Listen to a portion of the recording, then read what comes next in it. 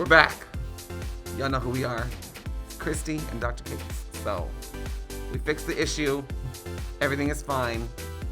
We're gonna finish. So we have one last video with y'all today, and we're gonna finish the look today. So y'all gonna see Dr. Cates fully transformed into a woman for the time being. We're gonna get you dressed, and I know that your husband is on his way. We just got the word, and hopefully y'all are gonna have like a nice sexy date after this. So something in your training, like looking back on all your training, is there anything that like really shocked you about HIV? Yeah, I think just the statistics in general.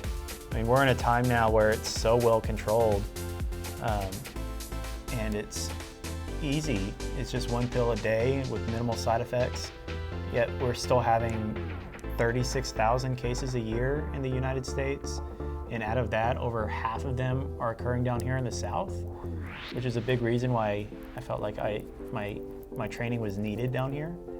And then we're especially in an era where people shouldn't be dying of AIDS, and yet of those that are, again, 50% of them are happening down here in the South.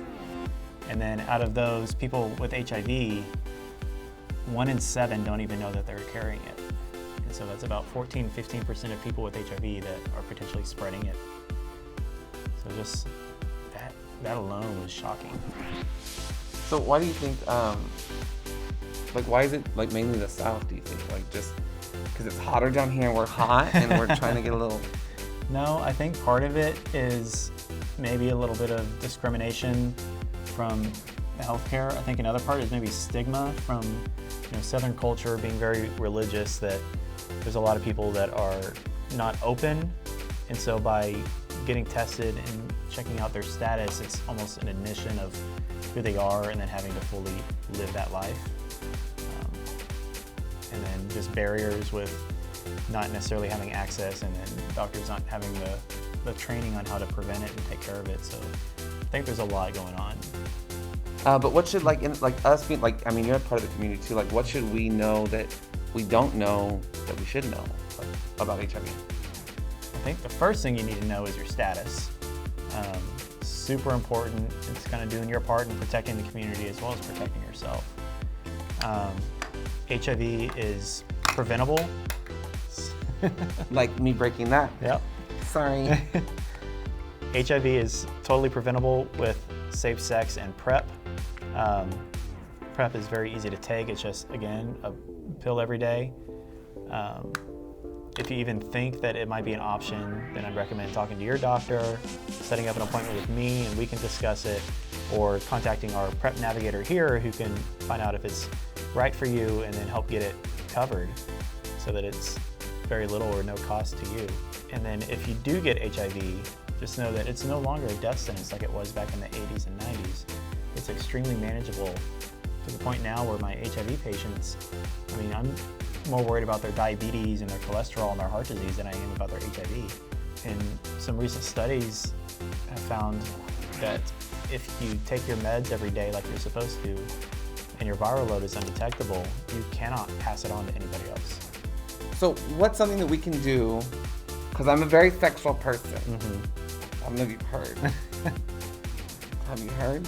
What's something that we can do to stay safe but still be sexual? Yeah. I don't know if that's even the right way to say it, but...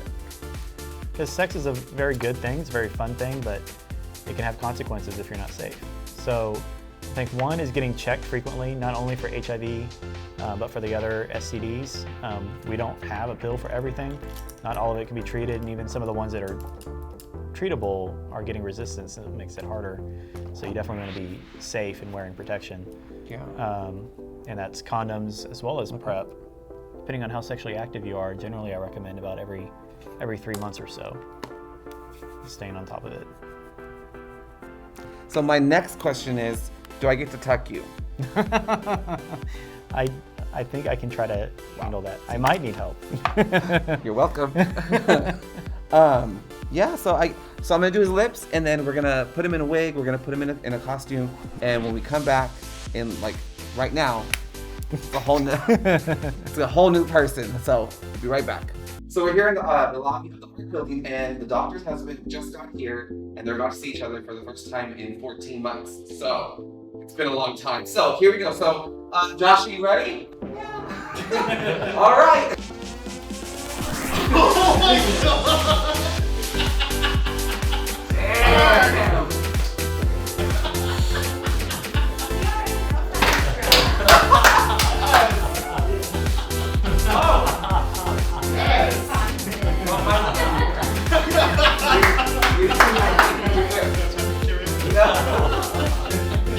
Did you have a drag name? Yes, so when I put on those clothes for Halloween freshman year, I was Kiki Tits. So I think now Dr. Kiki Water. So give it up for Dr. Kiki Water! So we want to say thank you for watching for the past 14 months with us. Don't know how long the video is, but thank you for sticking around with us. I want to give a big shout out to ARC here in San Antonio. If you do not have a doctor, or if you're looking for a doctor, this is your doctor right here, Dr. Kiki Waters. Ask for her on the phone when you call. But like, I mean, if you don't feel comfortable going to a regular doctor, why not come here? Someone who is walking a mile in, our shoes as a drag queen. I give him or her lots of props today. So if you have nowhere to go, come here to ARC. The phone number is somewhere below. The website's somewhere. Subscribe. Push the bell notification. But do all of it. We want to say thank you. And thank you for doing this. It was quite an experience, and I loved having you here to do it with me. And a big shout out to Athena Pharmacy for sponsoring this video. So thank you so very much for everything that y'all do for the community. Thank you to ARC for everything that y'all do for the community as well. And yeah, thank you. Stay safe, wear your masks, and wash your hands, bitch.